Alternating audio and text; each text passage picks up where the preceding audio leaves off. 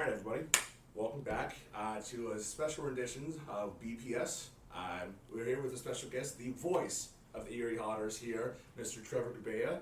Trevor, welcome on. Thank you again for joining us here, sir. How are you doing today? Doing great, guys. Thanks so much for having me. Really appreciate the time and really looking forward to chatting a little bit of hockey and whatever else we get into. Perfect. Well, excellent. Well, first of all, what made you kind of decide to become a play-by-play announcer or go into the profession that you currently are in today? So I've always been a big sports fan, really my whole life. Like I remember watching football as a kid. Like the first game I really remember watching was Super Bowl 43, the Steelers and Cardinals, which wasn't a bad game to kind of get into. I believe that was John Madden's last broadcast as well with Al Michaels on NBC. And I just, fell in love with watching sports on TV. And obviously I grew up coming to the games here. But I always was fascinated by the broadcasters because they got to go to the games for free and all they had to do was talk about them. So, that was always kind of something I wanted to get into. When I went to high school, I had always kind of, thought about it, but I had never done it, right? Like even throughout my time in high school, I never really got to call any games. There was a TV station. I went to Collegiate Academy here in Erie, and there was a TV station. I never got involved with that. I never really was around it. It was just kind of like, I'm going to go to college. I'm going to do this, right? And luckily for me, I went to Gannon University here in Erie, and they have a fabulous radio station, 90.5 WERG, which was actually voted, I believe, Erie's favorite radio station last year, and has really a great reputation amongst the college radio space of producing pretty strong broadcast talent. And I was able to get in there right away and be on air instantly as a freshman. I was looking at going to a couple of other schools. Robert Morris in Pittsburgh was one of them, and I decided on Gannon really because it was the cheapest, quite frankly. The scholarship money that they gave me was the best out of all the schools that I'd applied to, and with ERG, that was kind of like the last selling point that I really needed, right? So ended up going there. I got involved with the radio right away, doing a music shift and being on air and really kind of cutting my teeth that way.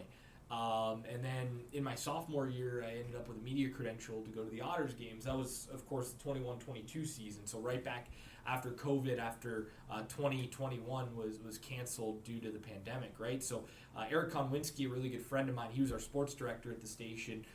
He was to be the new incoming voice of the Otters, Sean Bednard's first intern as that year. So he got us a media credential. I got to know Sean really well that first season. And, I just came to the games, sat there, watched the games, and in return, we would talk about the Otters on our 3-hour sports talk show we do every Thursday night. So that kind of became the thing. I mean, I was going to be coming to the games anyway. Instead of having to pay for tickets as a college student, I was able to come with a media credential and, be able to cover the team.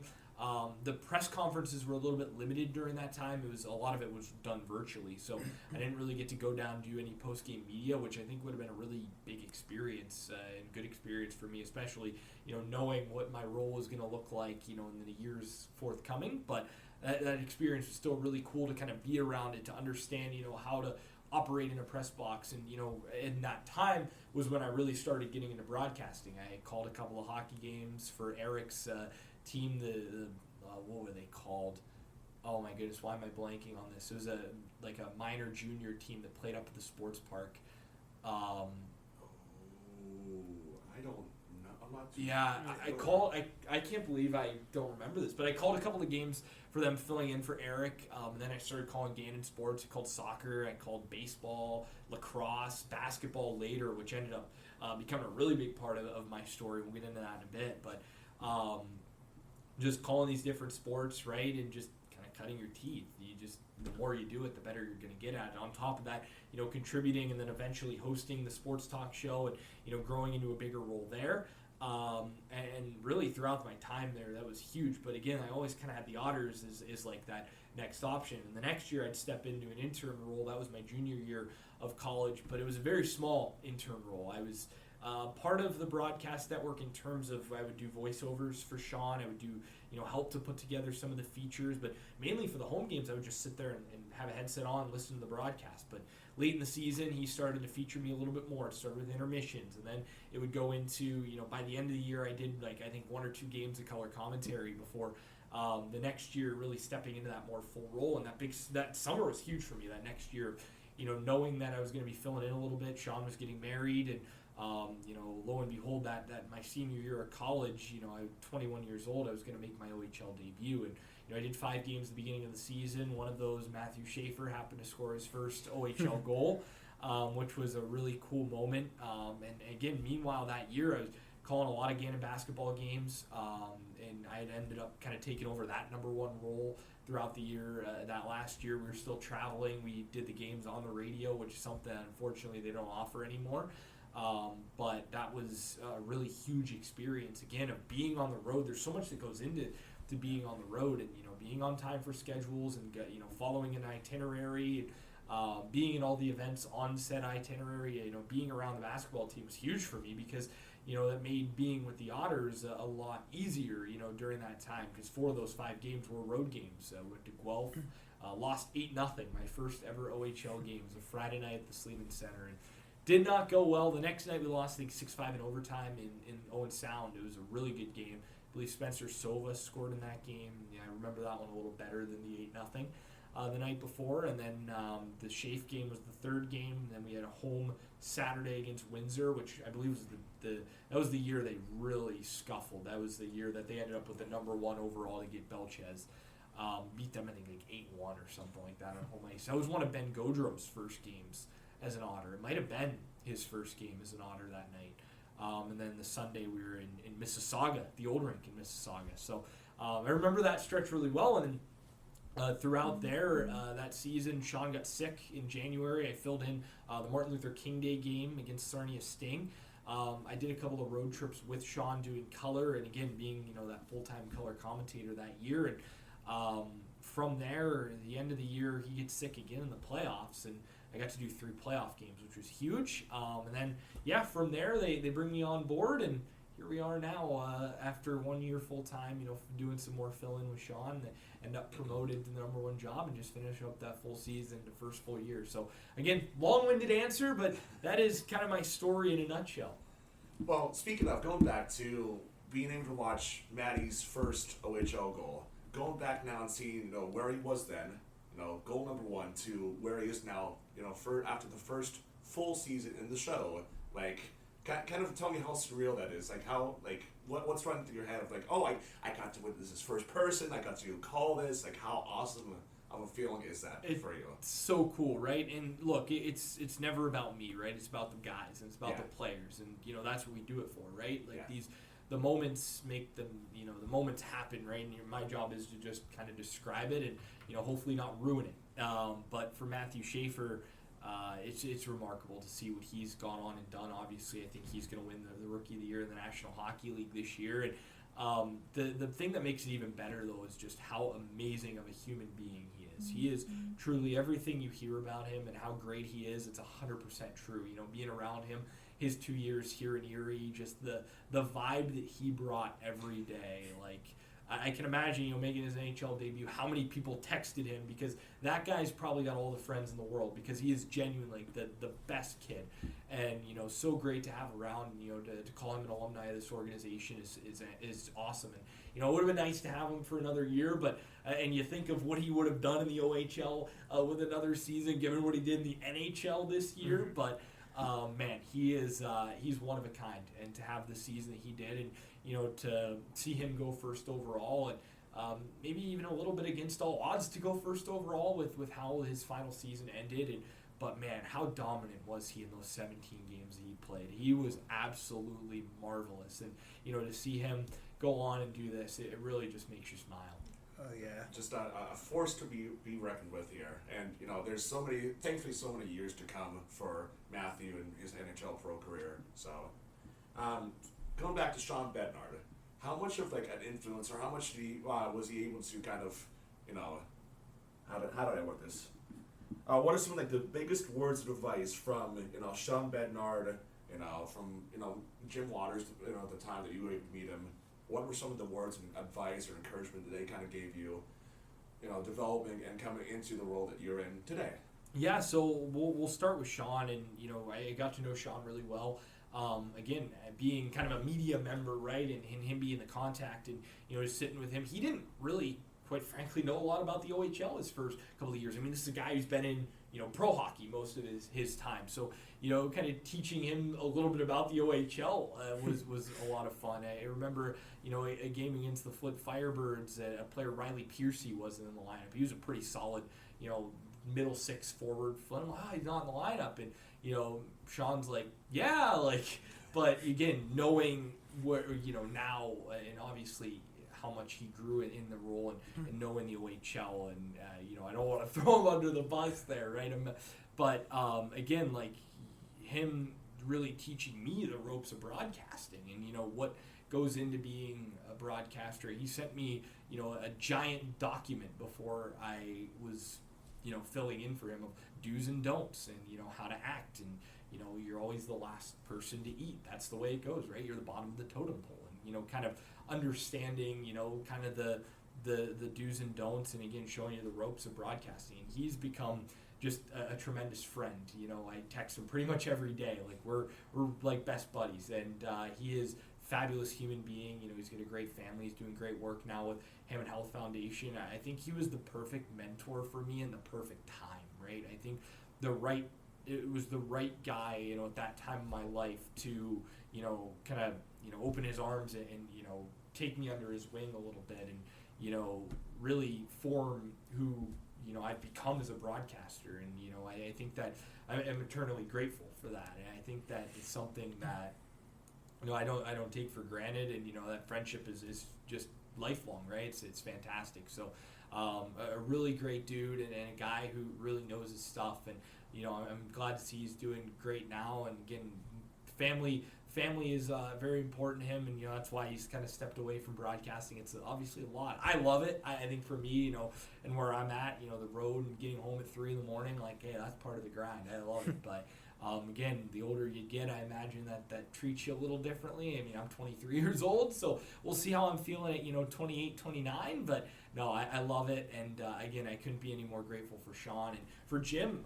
The way that he welcomed me as an intern, he treated me like part of his own family as an intern. It was incredible. I remember, I've told this story before, but really one of the first times I met him was we had the same hat on, and he was like, hey, I love your hat. Here's, little, at that point, probably 20, 21-year-old Trev, probably 20, thinking, this is a guy who, kept the Otters in Erie, almost a little bit starstruck. I mean, I know you guys remember what was going on, in the years prior to him purchasing the team in 2015. And a lot of the rumors that were going around, and for Jim to save the team, it saved part of my childhood. I mean, my whole high school years were coming to every game, and I love it's a huge part of my life, and the Otters have been that really the whole time. And here's the guy who made that a possibility, and I'd heard how awesome of a guy he was, but to actually get to meet him and talk with him, and just how friendly and how kind and generous he was, every time. I sat down with him on one of our podcast episodes and just, wanted to pick his brain about broadcasting. He'd always offered the opportunity to do so. And I'm like, well, why don't we record it? Because maybe somebody else can get something out of this as well.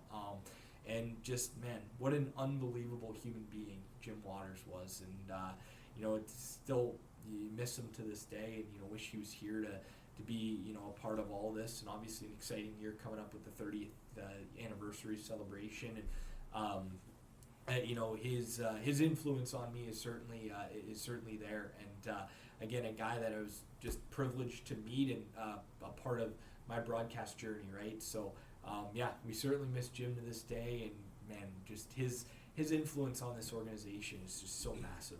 To be able to save what is by far one of the best gems of the city, aside from the Seawolves and all the other hidden things around the city, it's just.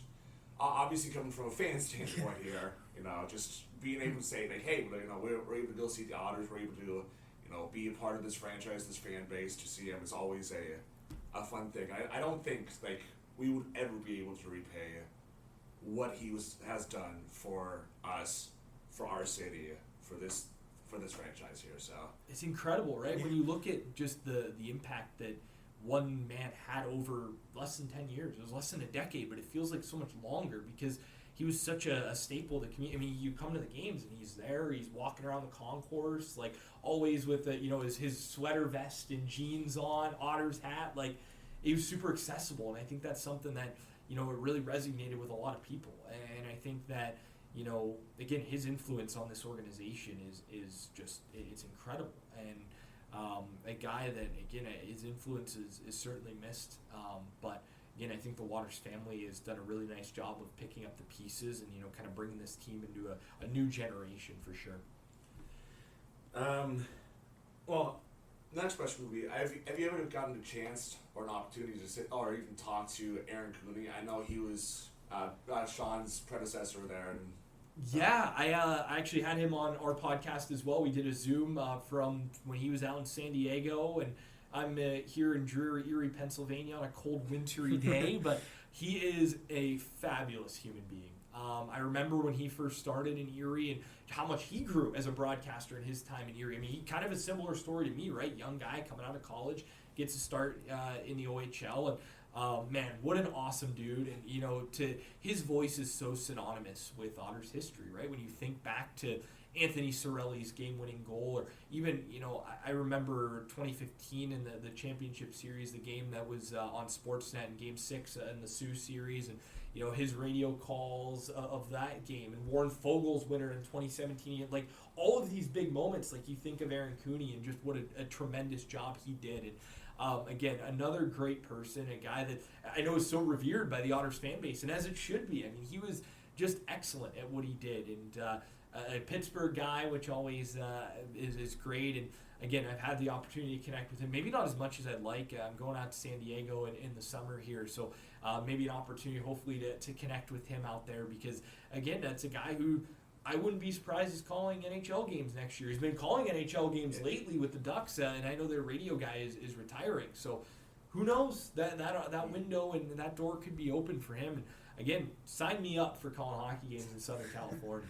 I remember one of the first games he was calling. It was between the Ducks and the Penguins. It was. I think it was his first game. Yeah. Yeah, and I turned it on. I turned on the Ducks radio just to hear it, and I'm like, "There's no freaking way. That's Aaron freaking Cooney." Well, is that? I know that voice. It's something that triggers a core memory in you. That's just so. Just makes you smile. Yeah, it's like I know. I listened to him for a long time there as an Otters fan. Yeah, we love Aaron Cooney, man. He is a great guy. Again, I'd love to connect with him a little bit more than probably I have over the years. I mean, again, that's a guy that could be, a lifelong connection. Look, for anybody that's looking to get into the sports industry, I mean, I talk about my connection with Sean all the time. Like, connections are everything at this, not only at this level, at any level of sports, right? It's all about who you know. That one connection with Sean got me this far, right? So, again, the more connections that you can build, the better. Absolutely. All right. So other than the glorious EIA, what are some of your more favorite barns to kind of call Otters games in, or ones that you aren't particularly fond of? Yeah. So I think my favorite road rink is Kitchener for sure. It's not really close. My first ever game there was a playoff game. It was Game 5 of the series in the 24 playoffs, or rather the 23 playoffs, I should say. I believe, right? Yeah, or 20, because we made it 24, 25. Yeah, last year would have been 25. Yeah, 24 playoffs, sorry. My math's all, you don't get into broadcasting being a good math guy, I'll tell you that for free. But my first game at the Odd was Game 5 of that series. We lost in overtime, 3-2, I believe was the final. Benny Gaudreau made like 50 saves. He was unbelievable that night. It was a scramble in front. Trent Swick scored the OT winner. But just being in that building, there was a nice little Otters contingent right in front of, so the booth is in the rafters basically there. So you go up the tall stand, you can walk all the way up the stairs to it, or there's an elevator, which is probably the slowest in the league that'll take you up there.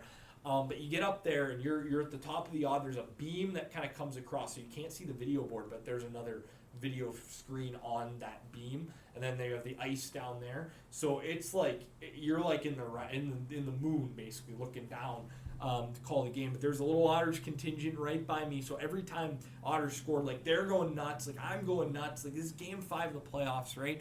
The series was tied 2-2, I believe, because we split the 2 home games and then split the 2 road games, Game 1 and 2. And then they took 3-2 lead and then won in Game 6. But man, just Friday night, sold out, 7,500 people, just loud, the atmosphere was unbelievable. Broadcast booth wise, Flint is my favorite. You're in this like platform right at center ice, right over the penalty box. Like, it doesn't get any better than that. Like, the view is sublime. It's fabulous. Great place to call a hockey game. Cool rink, old school barn, like old pro hockey rink. It's been there since like the 60s. Like, it looks like it. I mean, it's rough. Like, it's flint, grimy, like intimidating building to go play in for sure. Oshawa is another great booth. That's the one you got to walk across the catwalk to get to, which is pretty cool. But you can tell the booths were definitely an afterthought when they built the rink. But it is a great view, again, right at center ice, right above the penalty box, kind of looking down. Probably the most NHL style that you would get in our league. So Oshawa is really, really good. On the bad end, I'm not a huge fan of Peterborough. There's a lot of history there. It's a really cool old school rink, but the view from the booth, you're like in the zone, like really low, so it's kind of like you're looking out to see to your right is a little bit tough. Owen Sound, but I love Owen Sound, honestly. Like, it's such an old school barn. Like, it's almost like a community rink, but I love the community vibe there and just how close. And I think Peterborough is kind of the same way, just like how close the community is with the team. And I think there's a lot of parallels there with Erie, maybe on a smaller scale for Owen Sound, Peterborough. I think Erie on a grander scale of just the relationship between the fans and players and organization. But Owen Sound, I mean, the booth's a little bit tough. You got to hoist and lower the American flag for the national anthem, which is a unique duty that you don't get anywhere else. But the hotel there is fabulous. You're right across the parking lot, which is absolutely outstanding. So you kind of come and go what time you need. Usually the back-to-back is nice because you just leave everything set up. So when the game's done, for me, I got to get the recap out and then back to the hotel and order something up to eat and just hang out and enjoy a nice, comfy, quiet night. So that can be a little bit of a tough one. But there really isn't any spot in the OHL that I would say is necessarily bad. I mean, we are treated so incredibly well throughout this league. I mean, I love going to, the bigger markets are cool. I mean, you feel so like you made it when you go to London on a Friday night with 10,000 people all around you, because their booth is like a little cutout of the seats that you kind of walk. You open a door on the upper concourse and you're in the press box. Good view there as well. And there's nothing better than winning in London. Like, when the Otters go into London, I've seen a few wins there as well. You go in and you win a game there. Like, it's pretty sick. So definitely enjoy going there, especially again when you come out on the winning end. But yeah, I'll always enjoy traveling. Sudbury, North Bay, old school, gritty northern barns. Sudbury, you got to climb up a ladder to get to the booth. I was going to ask that, being a big fan of Shoresy. Yeah, I'm as well. Yeah, just being based out of that barn. I wasn't entirely sure how they had it set up. But the first time I was there, it was Shoresy night. They wore the jerseys, and I think they won 5-2. I think was the final that night. It was 2 years ago. And I met Dolo from the show. He was there. I got a photo with him. Unbelievable guy. I had asked their comms team if I could have him on during intermission. They said they couldn't do it, which totally understandable. I imagine a busy guy that night. But no, that was a really cool experience. And it wasn't quite a Sudbury Saturday night, but it was pretty generous. Plenty of bums and seats that night. Yes, I know that's one of their fan favorite nights, like up in Sudbury and all that. Like, it's pretty cool. There's so much like lore with Sudbury. Like, you think of just the old nickel mining, and I went to the Big Nickel when I was there. It's literally a giant nickel. And the last or second to last season when they were celebrating with the cup on Shoresy, and they went to all the different locations. I tried to go to as many of those when it was there last time. And just again, it's I love Sudbury. I love Northern Ontario. The Sioux is gorgeous, like especially if you're there early in the season, like when it's still nice out. I can't imagine it's as nice in January, but again, I love the travel. That's like my favorite part of the job, going to these different cities and different markets. And again, all these cities I grew up watching the Otters play on TV, and now I'm getting to actually go to the rinks myself and follow my favorite OHL team around is always a blast. Somewhere in South Vegas, right? Yeah, it's true. They on last year's jersey, I picked one up in the jersey auction. I'm a big jersey collector, so I got one of their Shoresy night ones that says "Welcome to Sud Vegas" on it. So it's pretty sweet. All right. So obviously we're in the middle of playoff hockey, both here in the O with the conference finals between Windsor and Kitchener in one, and then Barrie and Brantford in the other. I think it's 2-1 in the West and 2-0 in the East. I think 2-1 in the East. Yeah. 2-1 in the Barrie snuck one. Barrie did get one. Yeah. So how much have you been intensely following it? Have you just kind of been like, I'll take a peek, see how everything's going, but not like too much, or how's it kind of? I'd say more of the latter, because once March 26th hit, that means baseball season, and I'm watching the Pirates every day. So my evenings are filled with that. And I'm a Penguins fan as well, so I'm watching their playoff run. I know you got the Sabre hat on there, so imagine you're doing the same. So for me, again, I think a little different when you're in the playoffs and when things kind of come to an end. I know last year, once we got eliminated, that was pretty much it for OHL for me. I mean, you're around it so often. And it is fun to follow, I think, from an outside perspective. But again, you're watching so many games and you're around it so much. It is almost a little bit nice to unplug a little bit at the end of the season. And I'd say I definitely, I've taken that opportunity this year. Still watching as much hockey as I can with the NHL, but I've been just kind of, following as much on Twitter as I can, keeping up with it a little bit, but I haven't sat down and fully watched games. Now my dad has been watching all of it. He was big into the London series, and when they got eliminated by the Sioux, he was all fired up. So it truly is a family affair. Yeah, well, that kind of answers my second question, because being a Penguins fan, I respect the Sabres. I'll cheer for them as long as they're not playing not against the Penguins. Okay. But I wasn't sure how intensely you were getting into the NHL playoffs per se, so that does obviously kind of happen. Yeah, as much as I can. Again, I've watched all but Game 3 of the Penguins series. I was in Dallas for that one, and tomorrow I'll be in Pittsburgh for the Pirate game, so I will probably miss that one as well. But yeah, I've been trying to watch as much as I can. Obviously, first 3 games didn't go so well, but looked a lot better in games 4 and 5. So hopefully keep it going. Reverse sweep would be a pretty cool way to keep the season going. So better off against Philly too. It's yeah, even better. Absolutely. This is the part where I kind of lean towards Jeff, because he knows baseball a little bit better than what I do, and obviously you're a big baseball fan. For sure. You obviously kind of talked a little bit about your, like in baseball. Like, what's it been like traveling all around the country, like going to all these different ballparks? Because you've probably been to a handful of them. I've seen a major league game at 29 different stadiums, so that includes Steinbrenner Field in Tampa last year when the Rays were there. I saw a game in Sacramento. I saw a game at the Oakland Coliseum.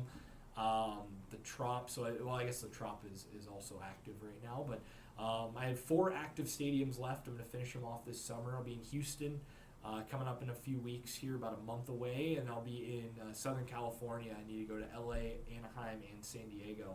I'll be doing that in late July and early August. So yeah, I'm a huge Pirates fan. I travel to see them on the road as much as I can. I saw them in Texas, seen them in New York and Cincinnati already this season.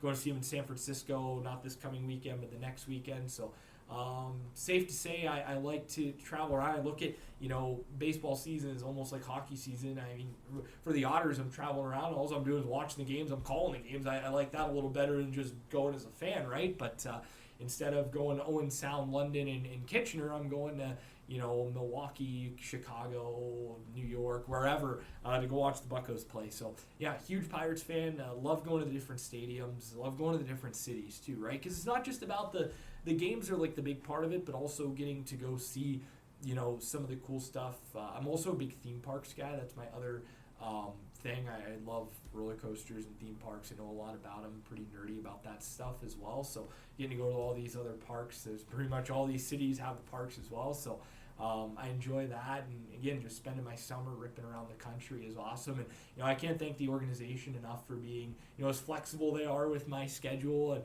allowing me a little bit of time off here and there to go experience this stuff. And it's great to do when you're young as well. Again, I'm 23 years old, and not many people have been able to say they've done that at this age. And I'd rather do it now than later, because you never know.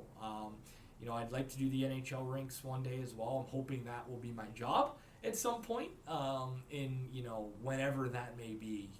That's obviously not something that should be hurried at all. But again, I just love experiencing these different cities, cultures, everything they have to offer. Very cool. So obviously, other than PNC Park, because I know PNC is one of the top most favored ballparks to go to. What's probably been your favorite ballpark you've been to, and what's been your least favorite. Yeah, favorite is PNC for sure. San Francisco, Oracle Park is number 2. Baltimore, I always say, is a number 3. Love Camden Yards as well. Least favorite, the worst one for me, and I'm going to exclude the minor league ballparks because for me, like Sacramento, that's a temporary facility. It doesn't really count. That would probably be the worst, but I would say Tropicana Field in Tampa is probably the worst one.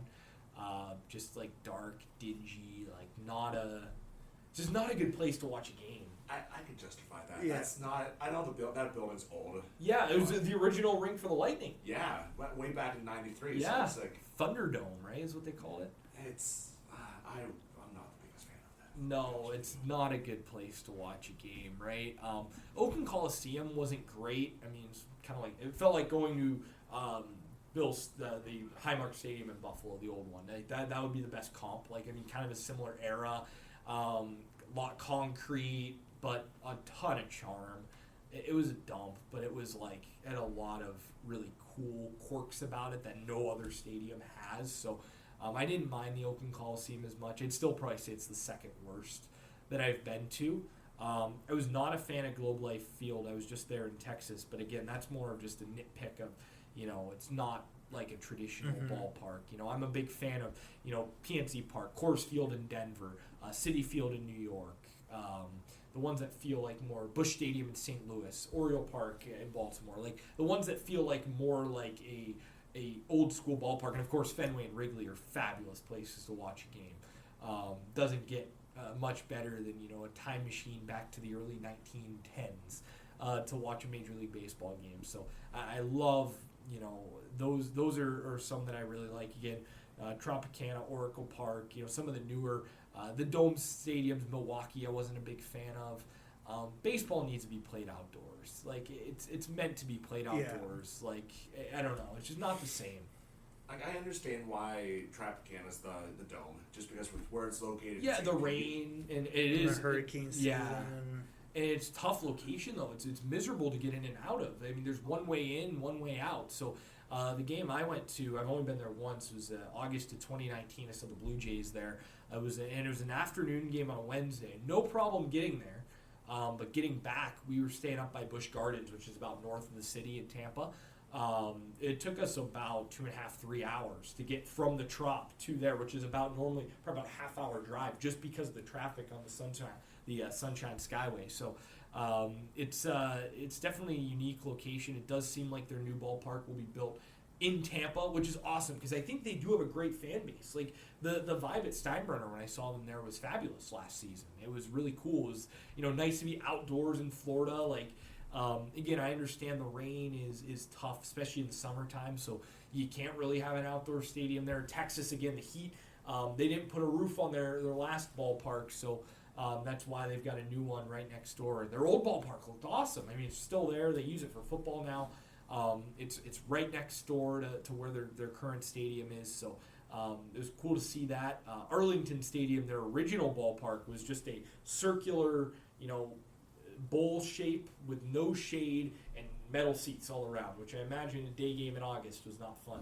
They're at old Arlington Stadium, so they have some old photos at their new ballpark, and checking those out. I'm like, how is that even a thing for 20 plus years? I mean, they played there, moved there in 72. I think 93 was their last season there, so 21 years of misery there at Arlington Stadium. So again, the one thing I love about the ballparks, I think is a little different from the hockey rinks, is everyone, and not the OHL, every OHL rink has something special about it. I love that. But the NHL rinks all feel like kind of the same, where ballparks are all different. Like every ballpark has something unique about it, whether it be the dimensions or different little quirks. Detroit has a carousel and a Ferris wheel in there. Pittsburgh's got the skyline view. San Francisco's right on the water. Every ballpark has something unique about it. I think that's something that really is cool, and I think that's really what's drawn me to make that a life's mission of mine. If you ever get the opportunity to go to a Lightning game in Tampa, I don't, Worthwhile? I'm going to call it Amway. I don't know what it's called now, but I've gotten used to it. It just recently name change. I can't remember. I remember when it was the Tampa Bay Times Forum, like before Amway. I think it's Benchmark International Arena currently is the name. I feel like that's That's right. But It's like right on the water, right? I've driven by it. Yeah. It looks like a great spot. Oh my God, it's absolutely beautiful. The outside the arena, they got like a little celebration area where people can, tailgate, pregame, whatever. They have a little bar on the inside, like it's connected to the inside of the building on the upper bowl, but you can walk outside from it and then drink and still watch it on a big screen. That's awesome. It's a whole party environment down there. It's by far the coolest thing ever. I always say that my dream NHL market is probably Tampa, just because I love Florida. Like, I adore Florida. It's like my favorite place to be. I grew up going there a ton as a kid. Like, I grew up going to Disney. That was like where we'd go every year for vacation. So I just love Florida. I have so many memories attached to it, and Tampa area is just gorgeous. I mean, it's a great place to be, and I always say that that if there was ever an opportunity there, that would be just fantastic, right? So the cold Erie winters have certainly taken a toll a little bit. Again, I'm from here. I love it. I know. I love Erie too. Like, it's the perfect size city. I say it all the time, but man, the winters here are brutal. So imagine you're sitting in a ballpark. Speaking of, going back to the ballparks. I'm sorry, we're getting off topic here. You're at the ballpark. What's probably the favorite thing to go? Grab from quick from the concession stand, get back, watching the game, drinking much, and like, what are some of your high key, like favorite things to get? So one of the things that I do at every stadium is I get the souvenir cup. So I have like probably 50 souvenir cups from different ballparks all around the country. So when I eventually, do move, if you come over to my house, you're going to be drinking out of a souvenir cup from, Great American Ballpark in Cincinnati or Rogers Center in Toronto or wherever. So that's one thing that, I like to grab. I'm a big chicken tenders and fries guy. So I had some of those in Texas. They had a chain restaurant that they have there. It's called Golden Chick. They're a big sponsor of the team. It's like a Texas thing. They had it in the ballpark. Really good tenders. So then another place in there, I didn't get them at the ballpark. It's called Pluckers, which is like apparently one of the best wing spots in the U.S. I'm like, there's no way. Like, I get wings in Buffalo all the time. They're actually some of the best wings I've ever had, especially outside of Buffalo. So thanks to the Rangers for that sponsorship there. So, but no, that's these are some of the not really. Especially when I go to Pittsburgh, I try not to get much at all. Because I always think of it as just how expensive everything is. Like, that's another ticket to another game that I could go to. So it's probably not the right guy to ask that question to. But the souvenir cups, it would be like my final answer of like, that's something I get everywhere. So. No, I was saying, everybody has their own thing that they like. Okay, I'm going to consistently get this across. Because I know there's some people out there that do that content where they rank, they get, X, Y, and Z every time, because they know every ballpark will have it. I would say Michael Kay, the Yankees play-by-play guy, does chicken tenders at every ballpark, and he'll do like an Instagram video. Yeah, exactly. So there's a good example of that, yeah. There we go. Another one was like, do you have an all-time like current player, or whether it was a Pirate or just a player in general that plays around the MLB? I don't know if there's really a player, I love in terms of like niche guys. Sean Rodriguez was a favorite of mine with the Pirates. Steven Brault, he does their TV now on Sportsnet Pittsburgh pre and post. Currently Isaac Mattson, who's an Erie guy. I've gotten to know him a little bit, just being from Erie, and just a fabulous dude, like great guy. Obviously a crazy story with everything that's happened. He's been through not too dissimilar to Matthew Schaefer, although a little bit older for Isaac, but went to Harbor Creek, local guy, and just an outstanding human being. He's been great for the Pirates on the mound as well. And again, getting to know him, I actually met a little bit of his family at a recent game in Pittsburgh. So he's been a guy that you just can't help but root for, and getting to know him a little bit has been really, really cool. So. In terms of like guys I've gotten to see play, I've gotten to see Derek Jeter play, not Mariano Rivera actually, Buster Posey. Like it's amazing. Even like throughout the 2010s, and my first game I attended was in 2010, so I haven't really been going to games like that long. But Andrew McCutcheon was always special. I got to see him play in Texas last week, which was pretty neat. He didn't start any of the games. He pinch hit in 2 of them, so. Obviously, he's one that's pretty near and dear. It's just the memories of him in a Pirate uniform are always great. So It still feels weird. It does, like right? not Like- seeing them in a Buccos jersey and yeah, whatsoever. for sure. So guys like that always great to see. I really big Mitch Keller fan. Just goes out every day and gives you everything. It's always a treat to watch Paul Skeens pitch anytime you get to do that. So incredible. I was at his debut. I've seen him pitch probably 10 to 12 times. I feel like most of the time on the road. Like it feels like every time I go on the road, he's starting one of the 3 games, one of the series. So always a pleasure and always a privilege to get to see him pitch in a Pirate uniform as well. Then kind of another baseball question, because the MLB just implanted this new automated ball strike. Yeah. Like, how do you kind of like that? Like where batters and all that can actually challenge. So I'm a guy who watches a lot of games on TV and a lot of games in person. I really like it in person. On TV, it's fine. In person, it's kind of a fun. It is, again, I'm not huge on changing baseball. Yeah. I hate really most. I'm not a fan of change really in general, but especially in baseball, it kind of grinds my gears a little bit. But this hasn't really bothered me that much. Again, in person, it kind of adds a little bit of a fun wrinkle to the game day experience. And a pitch goes your way, and you're like, oh, it's kind of a fun thing. Or if it doesn't, just the crowd reactions are fun, especially in a big spot. So I haven't really hated it. I honestly think the one thing they can do to make it better is add a third challenge, because then guys I think would be a little more aggressive with it. They are quite conservative with only 2 challenges. Yeah.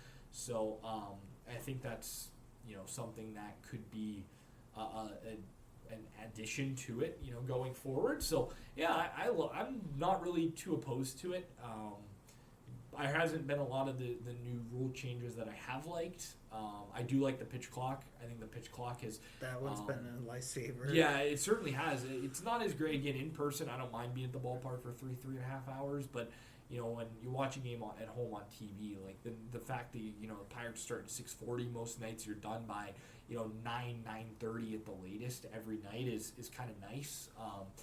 Or especially when they're on the West Coast, they're in LA and starting at 10 o'clock, the game's over before 1, where previously, you'd be looking at a game goes into extra innings, 2 in the morning.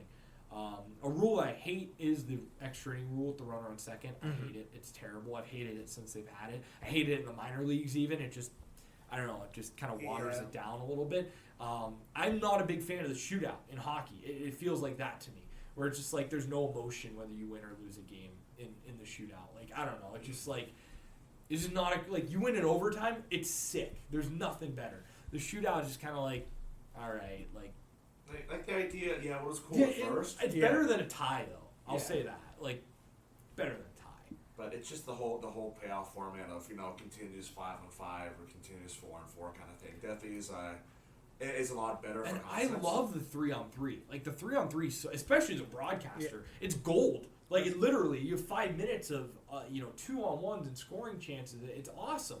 But then it's like, oh, we're going to the shootout. Like, yay! I mean, it is fun. It is like when you have a Connor McDavid. And just seeing what he's going to unlock, or even you look at last year and a guy like Michael Deck or McLean Gratz, such skilled guys, that's awesome to see. And it is cool to see them have a platform to showcase their skill. But again, the extra innings rule for me kind of feels very similar. Like you lose a game in 10 innings, like, oh well, we couldn't get them over and get them in. So. All right, this is the last question, I promise. Who is the funniest guy you've gotten a chance to either work with and or interview in your time here in Erie? The funniest guy is a guy I think if you've interviewed, Colin, is Noah Erliden. I think is probably the most fun personality, like funny guy, entertaining guy. Always had a funny answer. I mean, he was just awesome to work with. He was really, really good. Michael Deck and the way he messes with my broadcast partner Tim Quinn is always fun. Always makes me laugh. But again, we've been blessed with a lot of great human beings here in Erie, and I think that's one thing that General Manager Dave Brown does really awesome homework on, is making sure the people that are playing here are high character, good human beings. And I think we've been really blessed to work with a lot of these great guys over the last few years. And Ty Henry's another one that I'll add. Always a funny guy. Just always laughing, always talking. Just again, a really good, funny guy over the last few years to work with. So I would say Noah and Ty are probably the two that come to mind for sure. All right, perfect. Well, that's all we have for you this afternoon. It's afternoon now. So again, we appreciate you joining us here at BPS. We enjoy you taking time out of your very busy schedule. I know you guys with the off season here have a lot of stuff behind the scenes. You gotta attend to and make sure that when October or September, whenever we do start playing again, comes around, we are ready to rock and roll here. So again, thank you, Trevor. Thank you to the Erie Otters, both everybody.